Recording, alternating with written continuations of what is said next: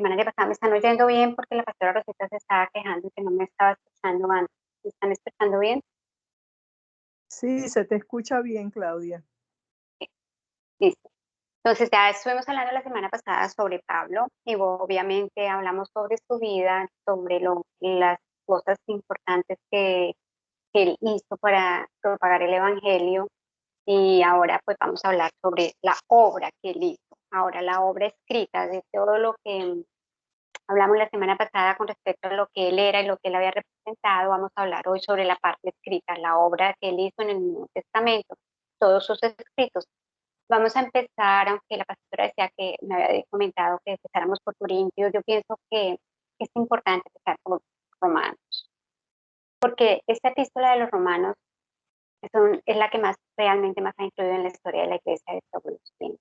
En esta epístola se hablan realmente todas las verdades principales del Evangelio. Entonces, habla de la justificación por la fe y la ley y del Espíritu. Habla sobre la gracia y habla sobre las obras. Y habla sobre la soberanía divina y la responsabilidad que debemos tener nosotros como creyentes. Entonces, es como, yo pensaría que es como la espina dorsal del Evangelio, como la espina dorsal, como lo más importante, lo que sostienen todas las demás cosas del Evangelio. Entonces, pues yo creo que debemos empezar por Romanos y ya, bueno, como el Señor nos vaya llevando más adelante. Romanos obviamente es una epístola larga, seguramente que vamos a tomar un tiempo, pero yo creo que lo importante no es cuánto tiempo nos tomemos, sino qué tanto podamos ir aprendiendo estas verdades. Y tener, aunque conocemos mucho la palabra de Dios, ya tenemos que tener unas bases sólidas, ¿sí? Porque pues así como el esqueleto humano es el que fortalece el resto del cuerpo, permite que se mantenga erguido, que se mantenga funcional. Asimismo, las verdades principales del Evangelio que nos van a permanecer, hacia que nosotros permanezcamos firmes en la palabra de Dios. Ahora bien, no sé qué pasó. Ahora Entonces, primero voy a hacerles una pequeña introducción de la epístola de los Romanos y ya después vamos a ir a pues, versículo tras versículo. Yo creo que cuando nosotros leemos, y si empezamos a leer el libro de Romanos y nos concentramos en leerlo y lo leemos repetitivamente, muchas veces vamos a empezar a encontrar que vamos a cambiar, vamos a tener un cambio en la manera en cómo nosotros vamos a ver el Evangelio, vamos a tener un cambio en la manera como vamos a ver al Señor Jesucristo, porque esta epístola realmente nos da una buena satisfacción, nos satisface en nuestra vida. Perdóname un segundo, apago, cierro la puerta.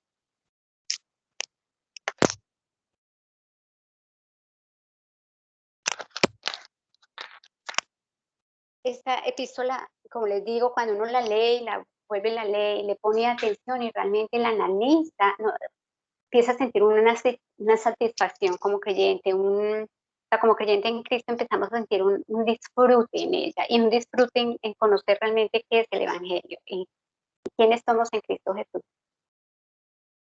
Muchos autores dicen que que con la lectura continua y repetida de esta epístola nos vamos a encontrar que vamos a sentirnos más ricos en abundancia de nuestro Señor Jesucristo y vamos a entender aún más quién es Él como Jesús, como Señor y como Salvador. Dicen también las personas que han estudiado esta epístola que este es el mayor documento que se haya escrito en cuanto a la salvación y nosotras, como mujeres cristianas, debemos hacer un esfuerzo por conocer esta epístola, debemos hacer un esfuerzo por leerla, no como les digo una vez, sino repetidamente, continuamente, para que podamos tener una seguridad más clara de lo que es el Evangelio y adicional a eso podamos conocer más y más al Señor.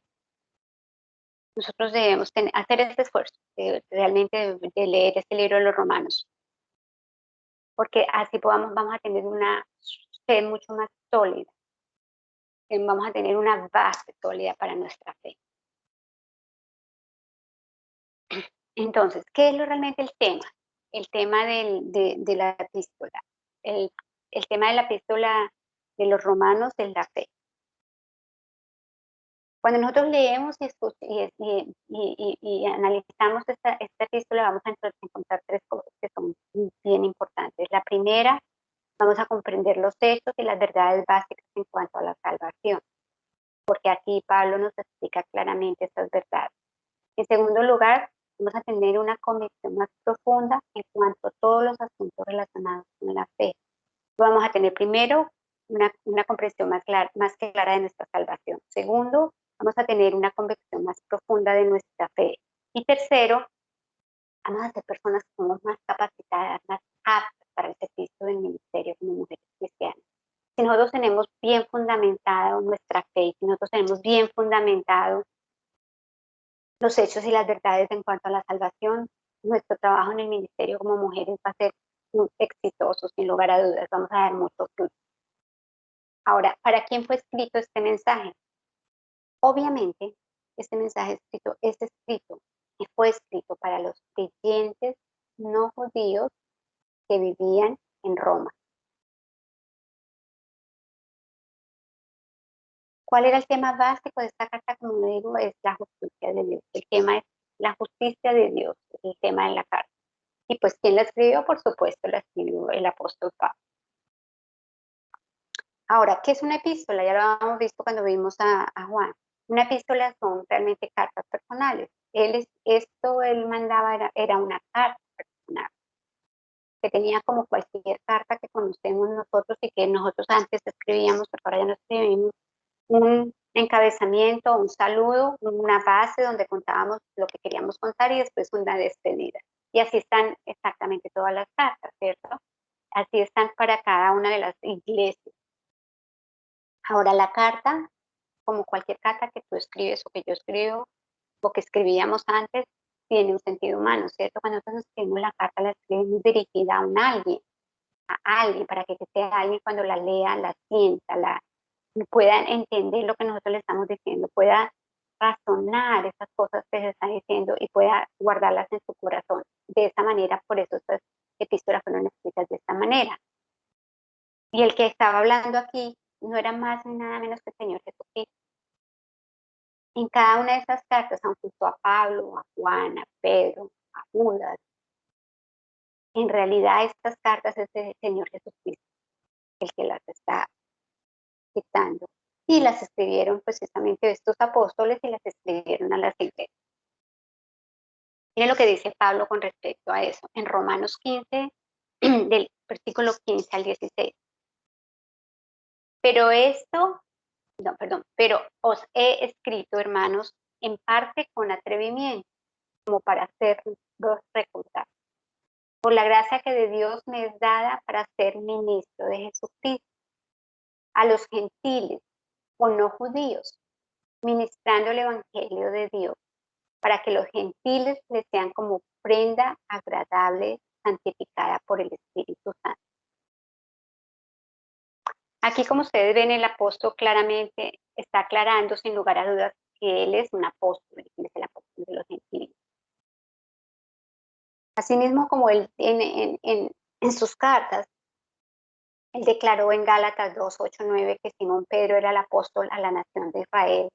Y vemos estos versículos, dice claramente en Gálatas 2, versículo 8 y 9, dice, pues el que actuó en Pedro para el apostolado de los judíos, actuó también en mí para el de los no judíos. Está hablando, por supuesto, el Señor Jesucristo, ¿cierto? Y reconociendo la gracia que me ha sido dada, Jacobo, Seba y Juan, que eran considerados como columnas de la iglesia, nos dieron a mí y a Bernabé la diestra en señal del compañerismo, para que nosotros fuésemos a los no judíos y ellos a los judíos. En otras palabras, Pablo está explicando claramente de qué manera fue organizado, aunque el Señor Jesucristo específicamente le dio a él como tarea de que le llevara el evangelio a los judíos, asimismo él utilizó y se unió con Pedro, se unió con los apóstoles en Israel y en Jerusalén estuvieron de acuerdo que ellos iban a predicarle a los gentiles y que Pedro y los otros apóstoles iban a predicarle a los judíos. Entonces no fue que él tomara decisiones sin ton ni son, sino que él primero oyó la voz del Señor Jesucristo y después tuvo un acuerdo con sus hermanos en la fe.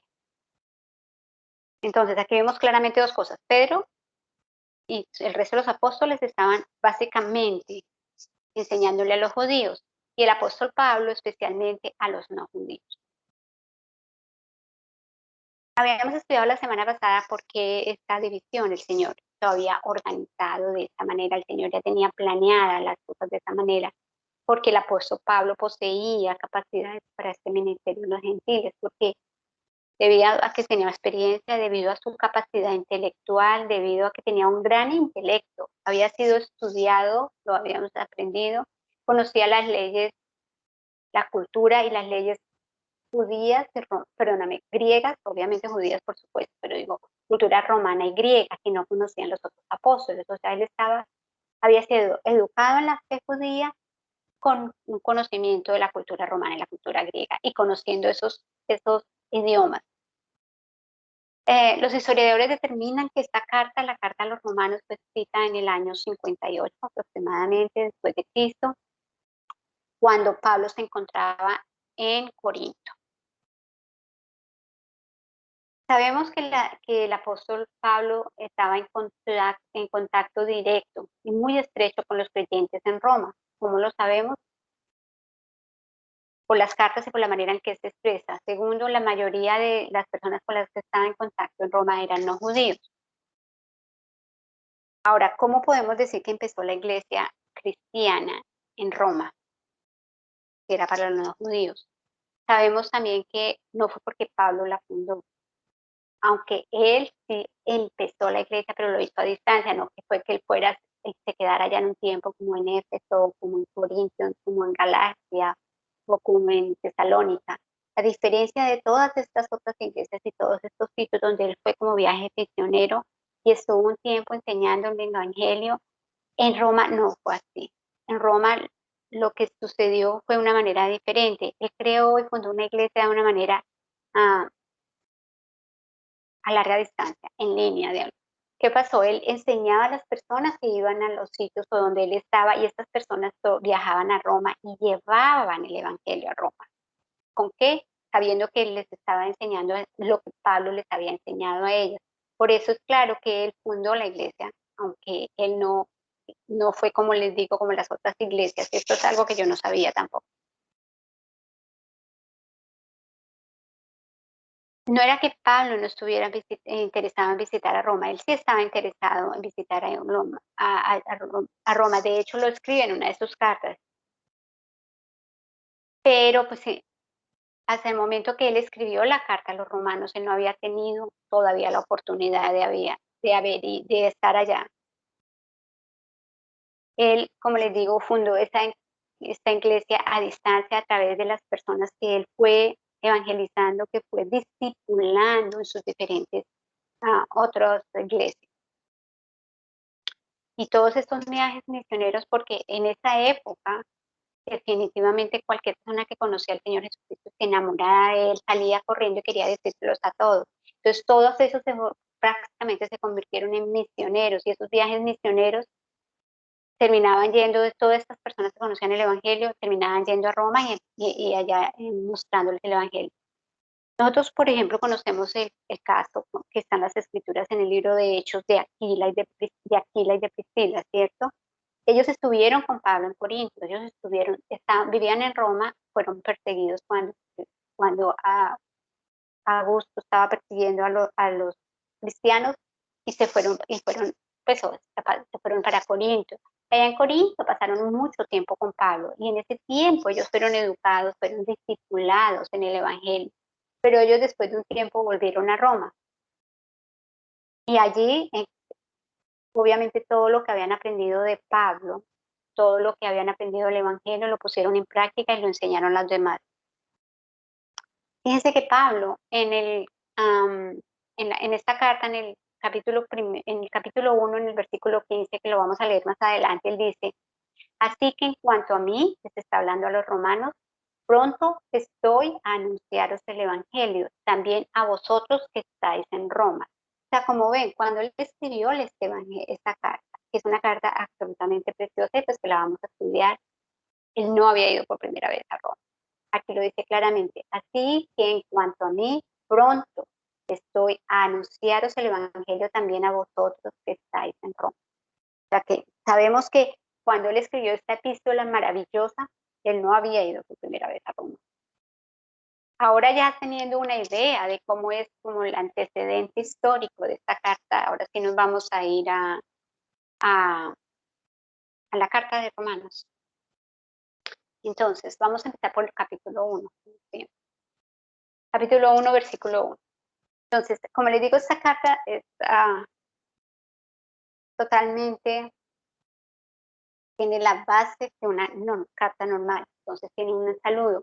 De hecho, en esta carta casi hasta el versículo 12 de este capítulo, ahí está el saludo, pero vamos a ver que se divide la primera parte en los saludos personales de Pablo.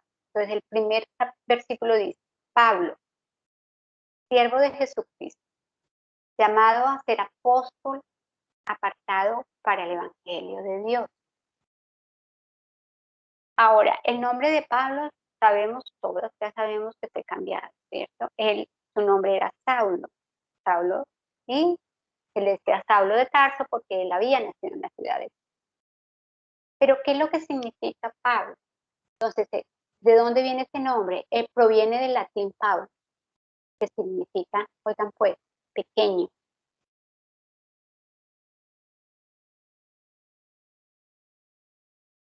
Pablo se identifica desde siempre, desde el principio, a sí mismo como un siervo.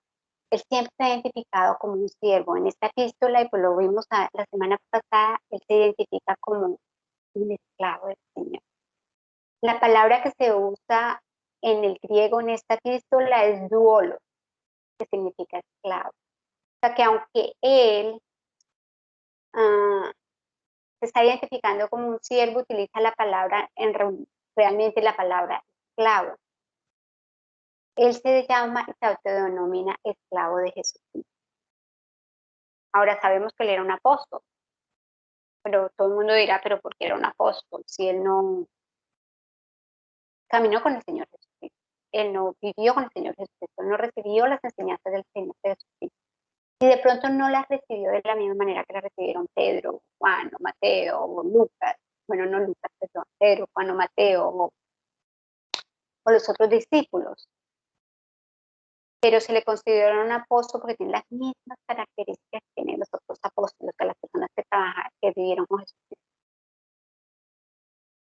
Aunque él se denomina a sí mismo un esclavo de Jesucristo, dice la palabra de Dios que el Señor nos amó y se dio a sí mismo por nosotros, ¿cierto? Lo conocemos. Pero él jamás nos obliga a ser sus esclavos. Ese paso de ser esclavo es algo que nosotros debemos dar voluntariamente. Es algo que nosotros debemos decidir. Ahora, nosotros somos los que debemos decidir convertirnos en esclavos del Señor y servidores de Jesús. Y nunca va a obligarle a nadie, ni a servirle, ni a Él, para nada. Esto tiene que ser algo totalmente voluntario. Pero Pablo, él toma él se hace voluntariamente un esclavo de Jesucristo. O sea que primeramente este hombre, Pablo, se identifica como siervo o esclavo de Cristo. Y dice también que entonces fue llamado a ser apóstol. En realidad, quien lo llamó a él fue el Señor Jesucristo. Quien le dio a él como decía, toda la revelación fue directamente el Señor Jesucristo. O sea que a diferencia de los otros apóstoles, el Señor Jesucristo estuvo físicamente con ellos. Pasó 3 años con ellos, les enseñó, les mostró. Con Pablo hizo algo parecido. No sabemos cómo, la Biblia no lo esclarece, Él no lo esclarece, pero sí le dio todas las revelaciones y las revelaciones se las dio al mismo Señor Jesucristo.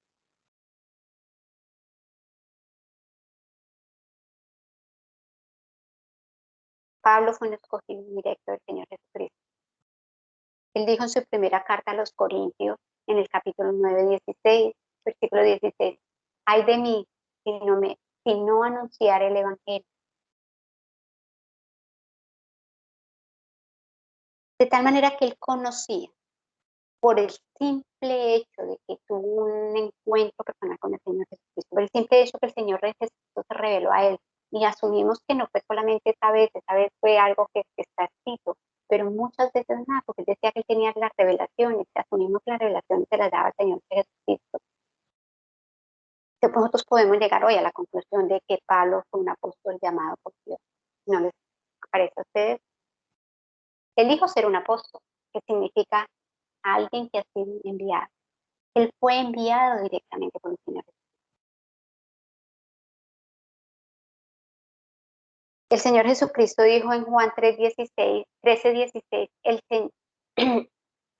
el Señor dijo que ningún enviado es más que el que le envía. O sea, el enviado no es más que el que le envía, ni el que le envía es más que el enviado. O sea, en otras palabras, aquí a lo que él se refiere es que el Señor Jesucristo lo envió específicamente a él para anunciar el Evangelio y anunciar el Evangelio a los no judíos. Y la única manera, él no fue testigo del Cristo resucitado como los otros apóstoles, ¿cierto? Los otros apóstoles dice la palabra de Dios que por 40 días lo vieron. En 40 días después de su muerte se les presentó en algunas ocasiones. Pero aunque nosotros no entendamos, también Pablo pudo ver al Cristo resucitado. Él dice en su primera carta, en la primera carta a los Corintios, en el capítulo 15:8, miren lo que él dice, y nosotros nosotros no hemos captado eso, yo por lo menos no lo había captado. Y al último de todo, como un abortivo, me apareció a mí. O sea que aducía aquí que el Señor Jesucristo después de resucitado, se le había aparecido a sus discípulos durante un tiempo. Y aquí dice él en Corintios, y al último de todos. Él se incluye como el último de todos los apóstoles, como a un abortivo me apareció a mí. Dice Pablo en 1 Corintios 9:1, ¿no soy apóstol? Él hace esta pregunta, hace otra pregunta, ¿no he visto a Jesús el Señor nuestro? O sea que él pudo compartir como los otros apóstoles las mismas cosas. Vio al Señor Jesucristo después de resucitar y fue enviado por el Señor Jesucristo. El Señor Jesucristo envió a sus discípulos cuando estaba con ellos, cuando compartió ese tiempo con ellos, pero a Pablo también lo envió. O sea que él es un discípulo porque es un enviado y es enviado directamente del Señor Jesucristo también. Por eso está marcado y catalogado como uno de los apóstoles. Es una marca que los distinguía. Ese era el distintivo de un apóstol de aquel entonces, el que había sido enviado por el Señor Jesús.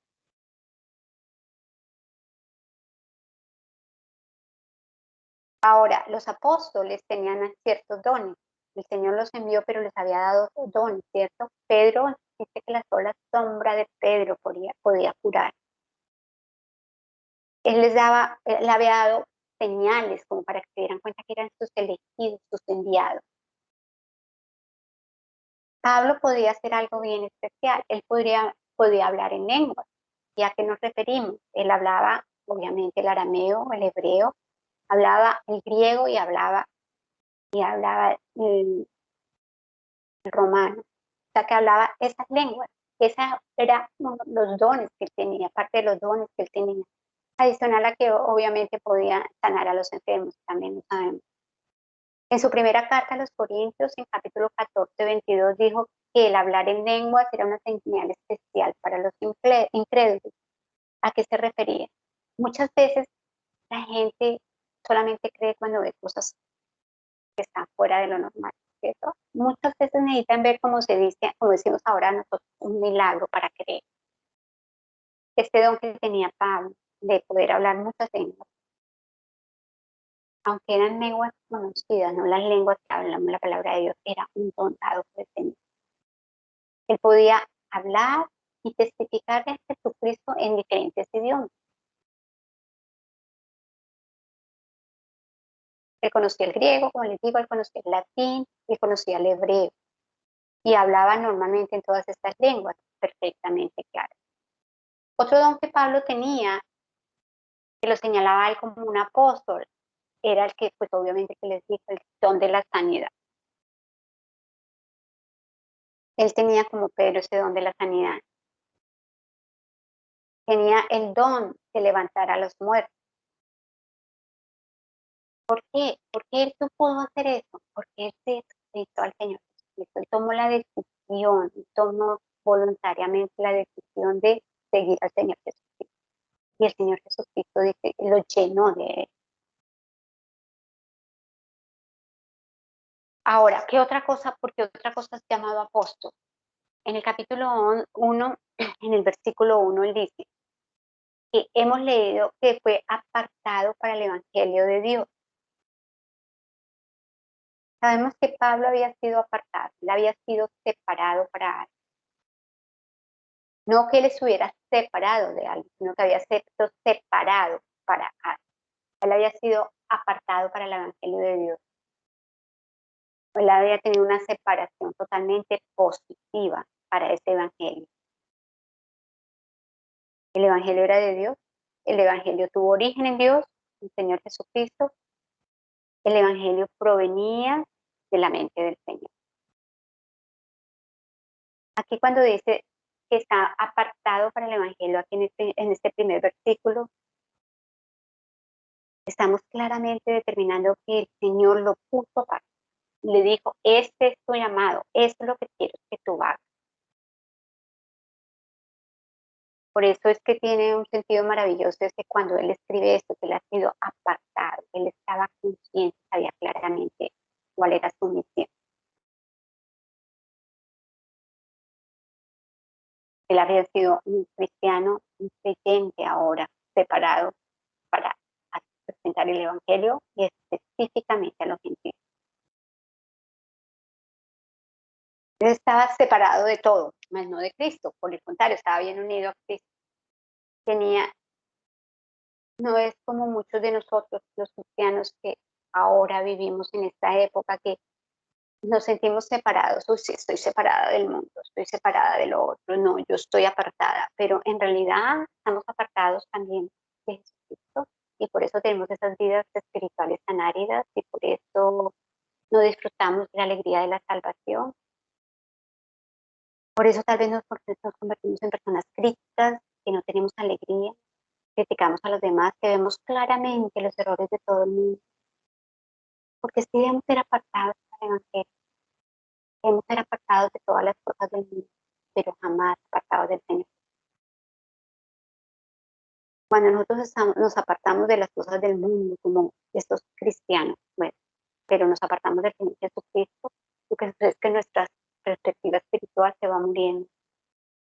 Nos volvemos demasiado criptopláticos, pero no, en realidad tenemos una relación con el Señor, no tenemos áridos, no podemos dar por. Pablo, por ejemplo, en su primera carta a los tesalonicenses, en el versículo primera, no tiene sino una, perdón, la carta a los tesalonicenses en el capítulo 1, versículo 9, él decía a ellos, a los que vivían en Tesalónica, que ellos habían sido apartados de los ídolos a Dios para servir al Dios vivo y verdadero. O sea, les estaba diciendo claramente a ellos que sí, que esos creyentes en Tesalónica habían sido apartados de los ídolos y ahorita estaban para servir al Dios vivo y verdadero. Entonces, cuando nos apartamos, nos debemos apartar del mundo, pero para servir a Dios, no apartarnos del mundo para sentirnos más espirituales y más, ay no, yo no me meto, yo no hago yo eso. Entonces, la pregunta que nos haríamos nosotras ahora es, ¿estamos nosotras dispuestas a separarnos para Cristo? No solamente separarnos del mundo, sino así como dice Pablo a los tesalonicenses, separados de los ídolos, pero para servir al Dios vivo y verdadero. ¿Estamos así dispuestos? Porque cuando existe esa separación, cuando realmente nos separamos de los demás, de las cosas de este mundo, del sistema de este mundo, nos debemos separar para algo, no sencillamente separarnos. Simple y llanamente separarnos, debemos separarnos para vivir para Cristo. Si estamos separados para el Señor Jesús, entonces no tenemos que preocuparnos si estamos separados de Él, estamos apartados para Él. Entonces creo que quedó claro que no es solamente el hecho de separarnos del mundo de las cosas, sino que es para qué nos estamos separando.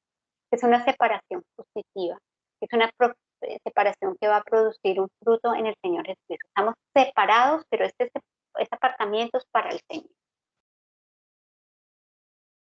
Había o encontré algo que me causó mucho gusto leer y dice que es una historia, cuenta una niña que decía que los cristianos eran como la sal. ¿Por qué? Los cristianos son como la sal porque la sal le produce sed a uno. Si tú comes cosas saladas te produce sed, ¿cierto? Entonces los cristianos debemos ser como esta sal. Pensemos en eso. Si comemos algo salado nos va a dar sed, ¿cierto? Somos nosotros así, somos nosotros este tipo de personas que cuando estamos con otras personas provocamos a esa persona una sed de Jesucristo. ¿Eres tú, Cristi, o tú, Lupita, o Pastora Rosita, ese tipo de personas que cuando estamos con alguien, esa persona siente esa sed de Jesucristo? ¿Cómo es esa sal que produce una sed en esa persona? A mí esto como diría así, Lupita, me voló los sesos. Creo que esa es Lupita la que le he oído ese comentario. Pero lo cierto sí es así. Nosotros producimos sed en alguien de Jesucristo. Somos esa sal que estamos produciendo sed. Somos esa agua de vida. Podemos llevarlos a esa agua de vida que es el Señor Jesucristo. Si ellos tienen sed de Él, el único que les puede saciar esa sed es el Señor Jesucristo, porque Él es el único agua de vida, ¿cierto? Entonces estamos nosotros como mujeres cristianas, como hijas de Dios en este momento, creando una sed para esa agua que es el Señor Jesucristo. Buena pregunta, ¿cierto? Es algo que debemos meditar y pensar que estamos logrando eso en la vida de las personas que están en nuestras redes. Ahora, con respecto a esta separación de que habla Pablo, hay una palabra, esta viene de una palabra en griego, que tiene que ver, que tiene mucha relación con la palabra horizonte. Ahora, si ustedes piensan en el horizonte, ah, cuando ustedes se han montado en un avión, se han dado cuenta que entre más alto esté el avión, como que el horizonte es más amplio, el horizonte es mucho más, sí, más amplio. Cuando estamos aquí parece que se acaba, pero a medida que estamos más alto, como que se expande. Y así debe ser nuestro amor con el Señor. Así debe ser lo que nosotros hacemos.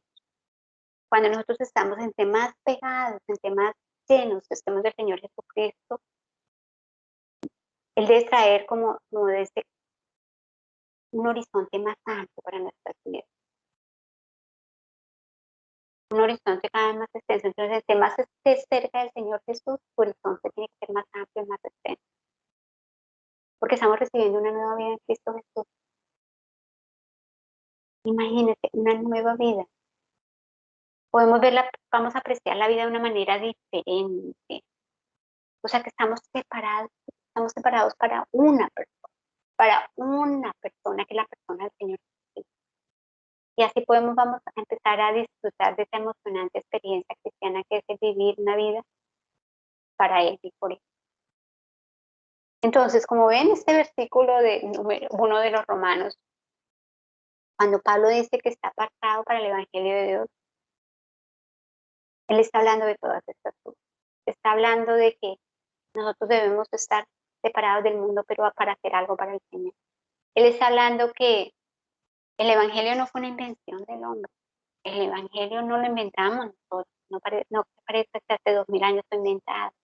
El Evangelio fue creado en la mente y en el corazón de Dios. De tal manera Él nos amó que desde antes de la fundación del mundo Él ya tenía planeado, tenía un plan perfecto para nuestra vida. Sabía que nos iba a pecar, sabíamos que íbamos a caer. Entonces, cuando nosotros decimos que estamos separados, cuando Pablo específicamente dice que está apartado para el Señor Jesucristo, le está hablando de todas estas cosas. Ahora, sentimos nosotros que estamos apartadas para el Señor Jesucristo también. Nosotros estamos apartadas así.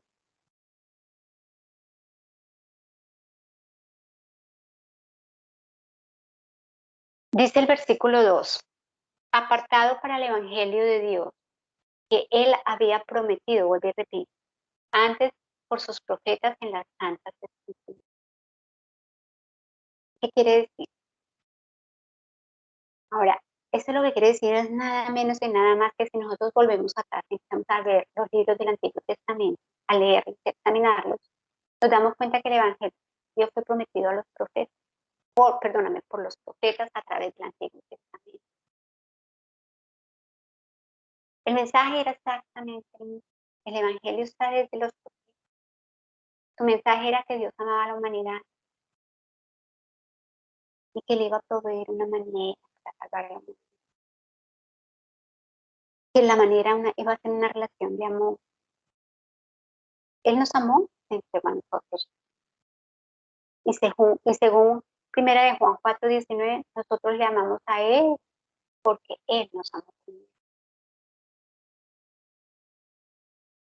El apóstol Pablo lo expresa de una manera mucho más personal cuando dijo en su carta en los Gálatas 20, me amó, lo puso personal y se entregó a sí mismo por mí. Entonces cada uno de nosotros podemos decir en sus propias palabras, Señor Jesucristo me amó y se entregó por mí, por Claudia. Es increíble esa relación, ¿cierto? Es maravilloso que nosotros podamos tener esa relación con el Señor, de que sabemos que Él se entregó por mí, que se entregó por ti.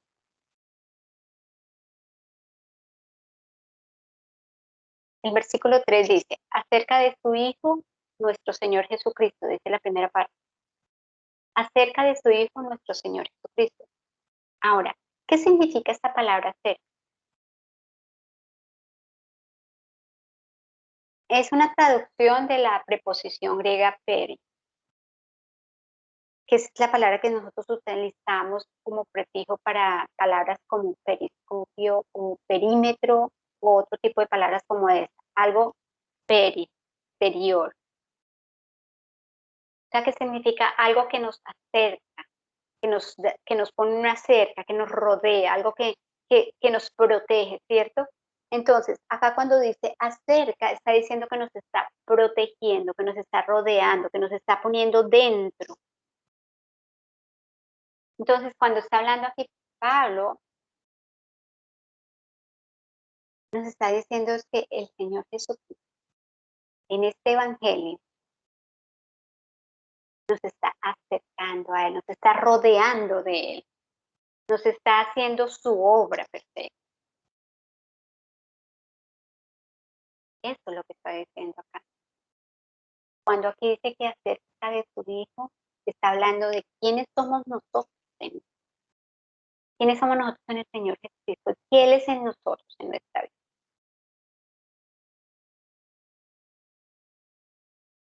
El Evangelio es entonces acerca de Jesucristo y lo sabemos, ¿cierto? Es acerca de lo que Él ha hecho, es acerca de su obra. El Evangelio es acerca de lo que Él hizo en la tierra, es acerca de su redención, es acerca de su salvación. El Evangelio no es más sino acerca el amor que Él tuvo para nosotros desde antes, el amor que tuvo para nosotros que nos amó primero. Este es el Evangelio.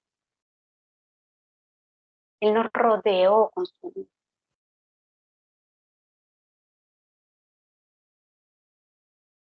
La segunda parte del versículo dice,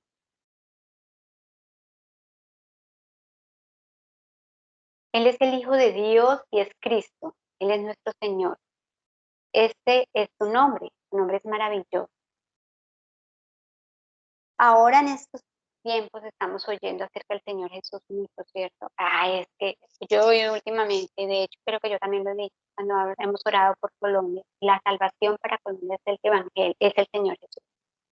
La religión de Jesús, yo no he dicho la religión de Jesús, pero lo he oído muchas personas.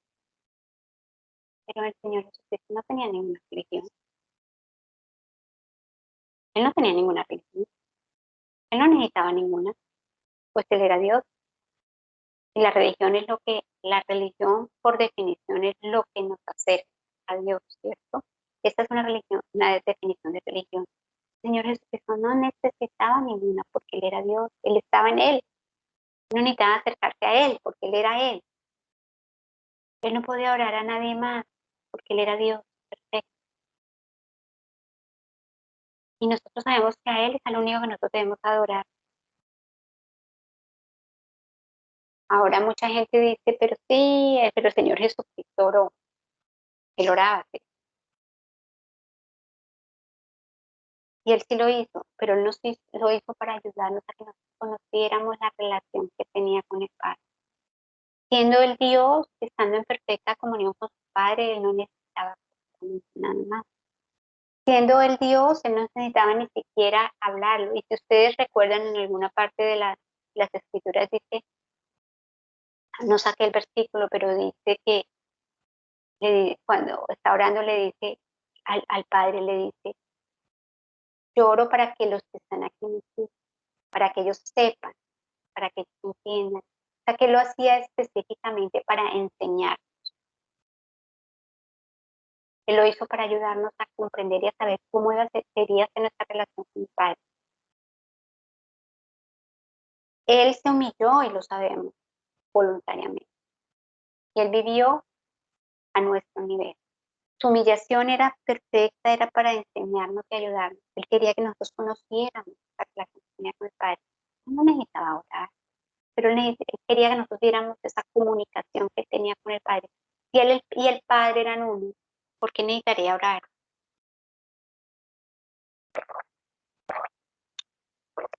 ¿Ustedes se acuerdan de Lázaro?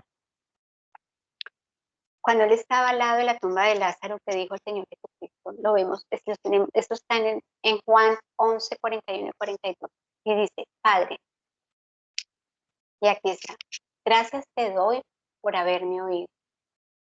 Yo sé que siempre me oyes, pero lo dije por causa de la multitud que está alrededor, para que crean que tú me has enviado.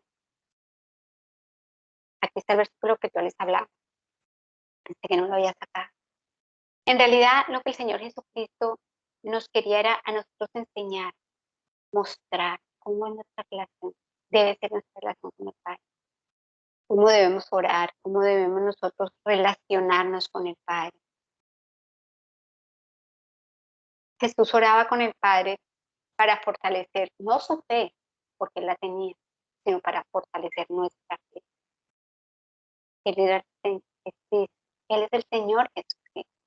Todo lo que él hizo desde mientras estuvo en la carne como 100% hombre fue asimilarse a nosotros para que nosotros pudiéramos tener una relación con el Padre. Él quería que hubiera una asimilación para que nosotros pudiéramos entender cómo era una relación con ese Padre. Cuando él oraba, como le decía claramente, le da las gracias por haberlo oído, aunque él sabía que él siempre lo oía. Pero él dice, lo dije por causa de la multitud que está a mi alrededor, para que crean que el Señor quería que nosotros pudiéramos, aprendiéramos a conectarnos con el Padre. El resto del versículo 3 dice que él era del linaje de David según la carne. Entonces, la primera parte del versículo dice acerca de su Hijo, nuestro Señor Jesucristo. ¿Ahí que aprendemos? Aprendimos que Él nos tiene cobijados, que es acerca de Él, que todo es aquí. Por un lado, que Él nos tiene cobijados, estamos dentro de Él, pero por otro lado, que todo es por Él, que todo Él lo ha hecho, que todo es por su. Y la segunda parte del versículo dice que era del linaje de David según la carne. En la primera parte del versículo podemos saber que Él es Dios 100%. En la primera parte del versículo podemos determinar que Él es el Señor, que Él es el Cristo y que Él es el que los profetas habían determinado desde en el Antiguo Testamento que iba a crear ese puente entre Dios y el hombre. Él es esa representación del amor del Padre hacia la humanidad. Él es aquel que nos amó primero y Él vino para salvarnos. Eso dice la primera parte del versículo. Y la segunda parte del versículo, la que habla de todas las características de Él como Dios. La segunda parte del versículo, que era del linaje de David según la carne. O sea, que aquí habla de la característica de Él como hombre. Vemos la primera parte del versículo, las características de Él como 100% Dios, y aquí vemos la parte de Él como hombre. Aquí en esta parte de este versículo se está refiriendo a la humanidad de Jesús. Se está refiriendo a que Él nació de una virgen.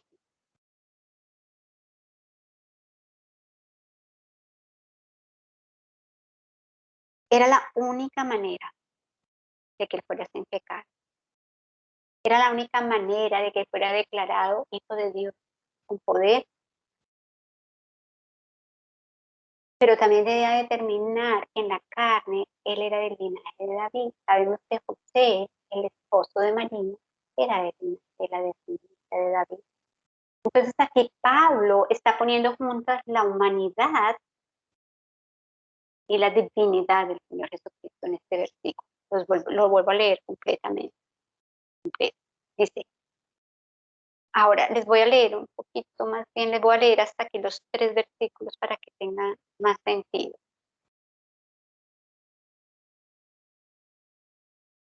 Entonces, el primer versículo dice, Pablo, siervo de Jesucristo, llamado a ser apóstol, apartado para el Evangelio de Dios.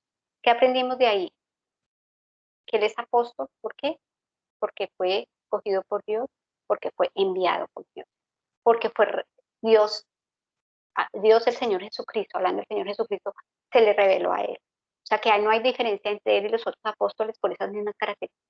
Los otros apóstoles lo vieron, los otros apóstoles lo estuvieron con él, los otros apóstoles lo vieron después de resucitado, pero Pablo lo vio después de resucitado.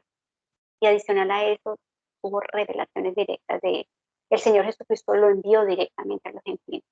Entonces, eso es lo que determina que él es apóstol, que es apartado para el Evangelio de Dios. También vimos eso, que las personas que han sido apartados no son solamente apartados de las cosas del mundo, sino apartados para un propósito en el Señor Jesucristo. El segundo versículo dice, apartado para el Evangelio de Dios, que él había prometido antes por sus profetas en las Sagradas Escrituras, que vemos de este versículo. En este versículo les estoy haciendo un resumen para como que no se queden tan con las cosas. En este versículo que vemos, que desde el Antiguo Testamento el Evangelio había sido prometido. ¿Quién es el Evangelio? El Señor Jesucristo. ¿Quién lo prometió? Dios. Entonces, el Evangelio ha sido desde el Antiguo Testamento prometido. ¿Para qué? Para salvar.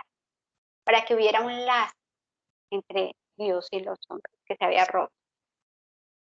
¿Cuál era el mensaje del Evangelio? Que Dios amaba a la humanidad y había enviado a su Hijo Jesucristo. Y que Él iba a proveer una manera de salvar a la humanidad. El versículo 3. Acerca de su Hijo, nuestro Señor Jesucristo, que era del linaje de David según la carne. En este versículo vemos las dos partes, la divinidad del Señor y vemos la humanidad del Señor. La divinidad del Señor completa, establecida, perfecta. Pero también vemos la humanidad del Señor porque Él vino del linaje de David, como lo había determinado, como estaba en las Santas Escrituras. El versículo 4 dice, que fue declarado Hijo de Dios con poder, según el Espíritu de Santidad, por su resurrección de entre los muertos. Ahora, lo sabemos, pero vale la pena recalcarlo, que la resurrección no hizo a Dios, a Jesucristo, Hijo de Dios. Nosotros sabemos que fue Dios desde el nacimiento. Desde el nacimiento fue Dios totalmente. ¿cierto? Que eso es lo que había mucha confusión en el primer siglo de la iglesia. Y ahí se aprovecharon, lo vimos muchísimo en las cartas de Juan, que ahí aprovecharon tantos falsos profetas. O sea, el Señor Jesucristo era perfectamente Dios desde el principio. La resurrección lo único que confirmó y reveló era quién era Él, pero Él era perfectamente Dios desde el principio. Aquí en este versículo dice que fue declarado Hijo de Dios con poder del Espíritu de Santidad por la resurrección de los muertos. Aquí está hablando de que el Señor es perfecto, de que el Señor es santo y de que el Espíritu Santo está aquí. O sea, aquí ya está hablando de la Trinidad.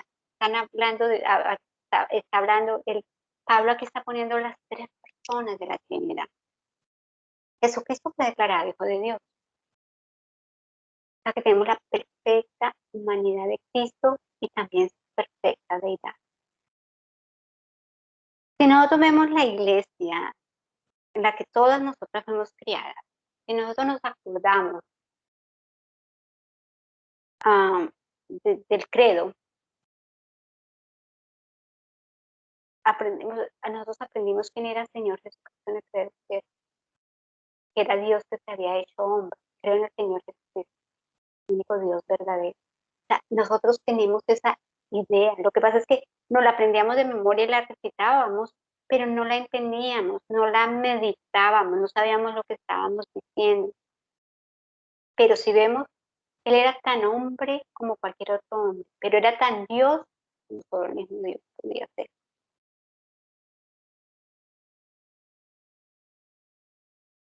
Ahora, nosotros solo aprendimos de nuestra, pues de nuestra ser católica, o sea, de nuestra religión católica, por no decir ahora. Pero si ustedes se dan cuenta, Pablo ya lo había dicho. En el versículo anterior él ya lo había dicho. Antes de que cualquier religión dijera eso, ya Pablo había formulado que el Señor era 100% hombre, 100% Dios. Había hablado de la humanidad totalmente del Señor Jesucristo, pero también totalmente de su deidad. En estos versículos que acabamos de leer está claro perfectamente. Ya podemos entenderlo con una claridad enorme, o yo no sé, yo ya lo entiendo claramente. O sea, el Señor Jesucristo no es más hombre porque es Dios, ni es más Dios porque es hombre. Nada, Él es Dios 100% y Él es hombre 100%. Y estos dos versículos nos lo determinan claramente. Ese versículo 4 dice que Él fue declarado Hijo de Dios con poder, según el Espíritu de Santidad. O sea que aquí está hablando del Espíritu Santo. Aquí tenemos a la Trinidad entre nosotros, Padre, el Hijo y el Espíritu Santo. Además, el versículo 4 concluye diciendo, por la resurrección de entre los muertos. Ahora, ¿qué fue lo que hizo la resurrección?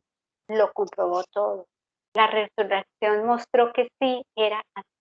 La resurrección le pudo mostrar a todos los demás, a los que podían ver de que realmente Él era totalmente un Dios. Lo presentó como lo que era Él, el Hijo de Dios. Cuando leemos la Biblia podemos ver que Él está representado por el poder de su resurrección. El Dios resucita. El Hijo de Dios resucita. Lo vemos primero en los días de su humanidad, cuando fue un maestro. Lo vemos con un cuerpo físico. Lo vemos caminando sobre la tierra. Lo vemos que fue despreciado, que fue rechazado por los seres humanos, que fue golpeado, que fue azotado, que fue maltratado, que a los suyos vino y los suyos no le recibieron. Lo vemos al Señor Jesucristo en su debilidad a través de la Biblia, cuando estaba sentado, descansando junto a un pozo y tenía sed, o cuando estaba descansando, durmiendo en la barca que era sacudida por una tempestad. Pero también lo vemos la vergüenza que pasó en esa cruz.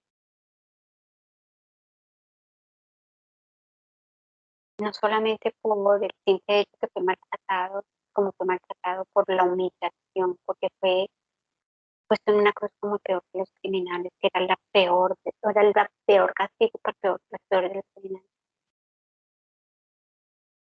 Y le quitaron sus vestiduras, estaba casi desnudo.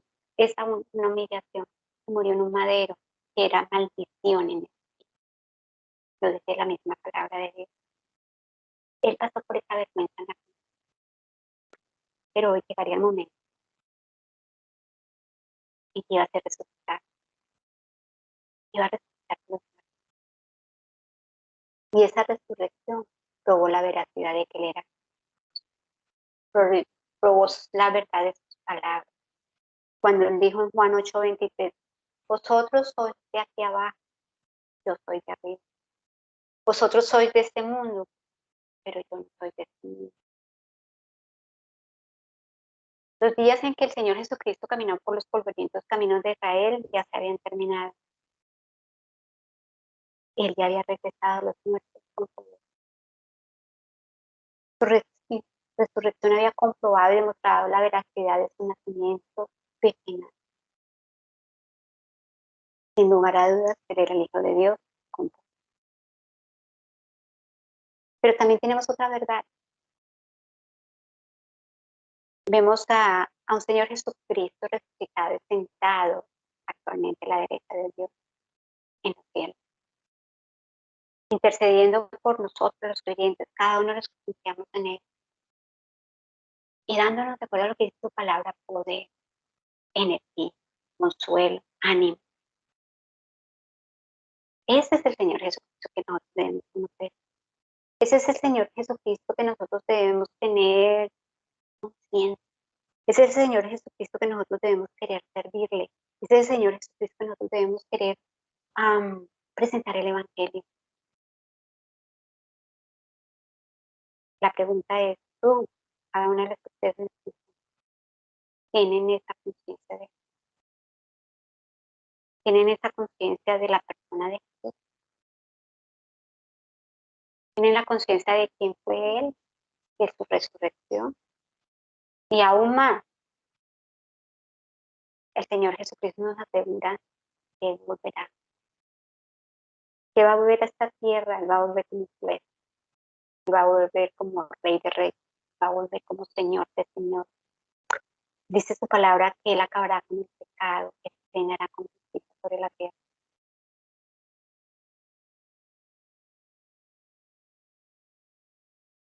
Nosotros cuando presentamos el Evangelio, cuando lo defendemos, cuando hablamos de Él, cuando caminamos, cuando hacemos que las personas sientan ese poder, ¿sí?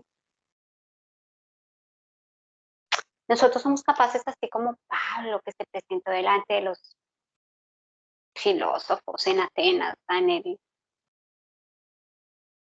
gente supremamente intelectual. Lo dice en el libro de Hechos, en el versículo 17, en el capítulo 17, el versículo 29 al 31. Siendo pues linaje de Dios, dice, está diciendo Pablo en el Areópago en Atenas. Siendo pues linaje de Dios, no debemos pensar que la divinidad sea semejante a oro, o a plata, o a piedra, escultura de arte y de imaginación de hombre. Pero Dios, habiendo pasado por alto los tiempos de esta ignorancia, ahora manda a todos los hombres en todo lugar que se arrepientan. Por cuanto ha establecido un día en el cual juzgará al mundo con justicia. Por aquel varón a quien designó, acreditándolo ante todos, al haberlo levantado de los muertos. Así, estas son las palabras que Pablo le estaba diciendo. No a cualquier persona, le estaba diciendo a los filósofos de la época, a gente que necesitaba palabras de esta altura para entender, pero no se terminó claramente aquí que había sido levantado de los muertos. O sea que sabemos que Jesucristo resucitado. Sabemos que algún día vamos a estar delante de Él. Ahora la pregunta, ¿nos vamos a presentar ante Él confiando en Él como nuestro Salvador? ¿O nos vamos a presentar delante de Él para ser juzgadas? Sabemos que nadie se puede presentar delante de Él con nuestra propia justicia, a menos que confiemos en Él como nuestro Salvador. Quedaremos condenados para la eternidad. Y las últimas palabras que yo les quiero decir hoy con respecto a estos versículos de Romanos es que podemos afirmar que la resurrección de Jesucristo nos garantiza a cada uno de nosotros que nos vamos a poder enfrentar delante de Él. Y nosotros hemos creído esa resurrección de ese hombre, totalmente nos garantiza que tú y yo vamos a estar delante de Él, nos vamos a poder enfrentar delante de Él, porque ya pagó por nuestros pecados. Vamos a poder estar delante de Él. Eso es todo lo que tengo por hoy, mi pastora. Y a todos ustedes, pues.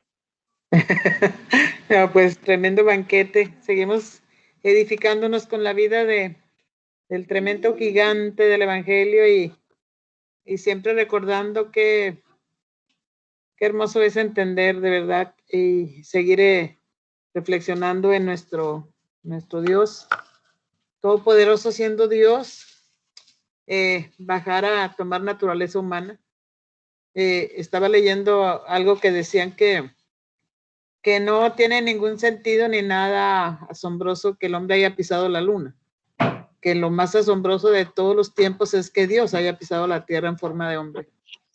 Y ahorita que decías eso, lo que pasa con las sectas es precisamente eso. Unos de ellos son los testigos de Jehová que no creen que Jesucristo es Dios, niegan completamente y dicen que es un profeta o que es el hijo de Dios creado. Qué tremendo, porque de verdad que eso es una revelación del Espíritu Santo y que ellos tampoco creen, ¿verdad? En el Espíritu Santo como la segunda persona de la Trinidad. Pero tenemos un privilegio de haber entendido y de haber tener la comprensión clara y segura de que creemos en un Dios trino, que es un mismo Dios, pero con funciones diferentes.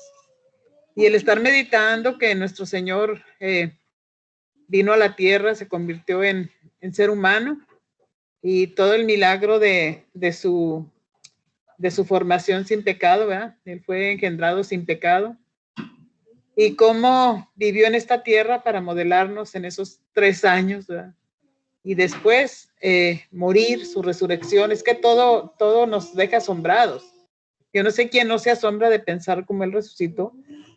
Dice la palabra que bajó a los infiernos y después ascendió. Y como decías, 40 días se apareció a sus discípulos, ¿verdad? Ya resucitado. Y precioso que el apóstol Pablo pues no convivió con él, pero también tuvo su encuentro muy espectacular. Y así como decías que el apóstol Pablo fue un escogido de Dios, pues Claudia también es escogida y Rosa. Él no hace excepción, a todos nos ha dotado de algo, ¿verdad? Para lo que hablaba ayer José, que unos somos elegidos para una función y otros para otra. Entonces hay dones, hay talentos, hay mantos, hay ministerios, hay muchas formas de servir al Señor y de ser útiles en el cuerpo. El apóstol Pablo, pues de verdad que wow. Ahora que hablabas me venía a la mente que él tenía también el don de continencia, no se casó y lo daba como un consejo. Y que aparte de lo que predicaba, daba consejos. Eso me encanta de él, que decía, esto es mío, esto no es de Dios, esto es un consejo, ¿verdad? Si tienes el don de continencia, pues cásate. Si no tienes el don como yo lo tengo, pero eso no es un mandamiento, eso es un consejo. Tremendo lo que hemos recordado en esta noche y apenas vamos en el 5 versículo. 5 versículos, 4. Wow, pues yo disfruto y doy gracias a Dios de veras por las cosas que uno aprende siempre, por las que recuerda y por las que tenemos que activar en nosotros, pero Gracias, Claudita, gracias, porque de verdad que es un deleite escuchar la palabra de Dios. Nuestro espíritu se goza. Y bueno, ya saludaremos a Pablito cuando vayamos al cielo. Y le contaremos, uy, estuvimos estudiando todas tus epístolas y tu testimonio. Bueno, yo no había pensado en que él hablaba varios lenguajes, varias lenguas, porque yo sabía que él decía, yo hablo más lenguas que todos ustedes, en el don de lenguas.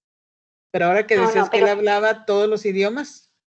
Hablaba de la época. Griego, latín, hablaba el griego, latín, el hebreo, el arameo y el idioma que se hablaba en Roma, que era pues, obviamente un poquito de latín, pero también era un idioma, me imagino, italiano, que es lo que más hablaría.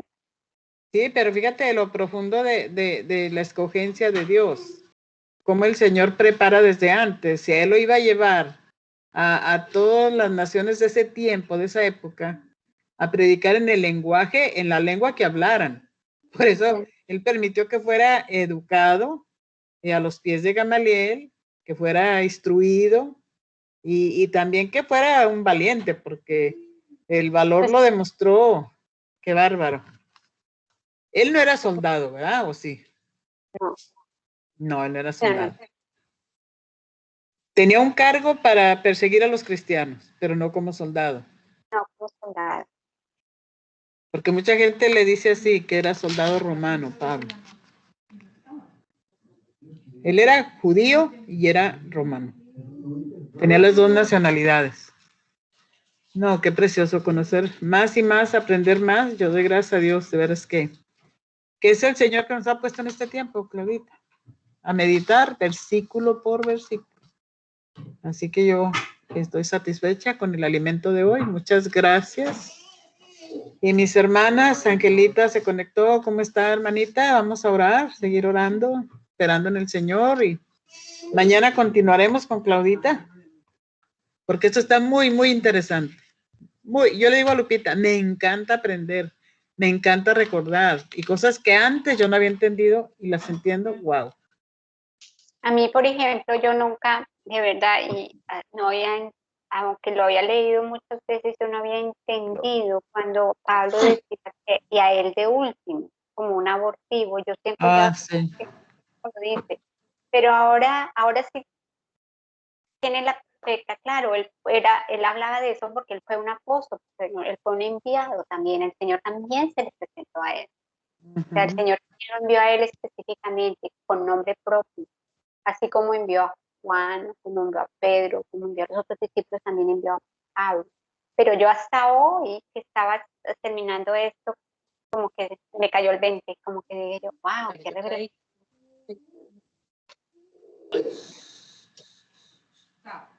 Amén. Es algo nuevo. Pastora, gloria a Dios. Gracias a Dios, gracias al Señor por lo que nos enseña. Angelita. Diosita, les cuento que no me conecté temprano porque estaba yo aquí ayudándome en unas cuentas que me llevó a donde el médico y realmente tengo un problema del músculo y el tendón vital, es que se llama vitral, bueno. Y me puso una bota, me dijo que hasta dormir tenía que dormir con la bota, pero me está doliendo porque me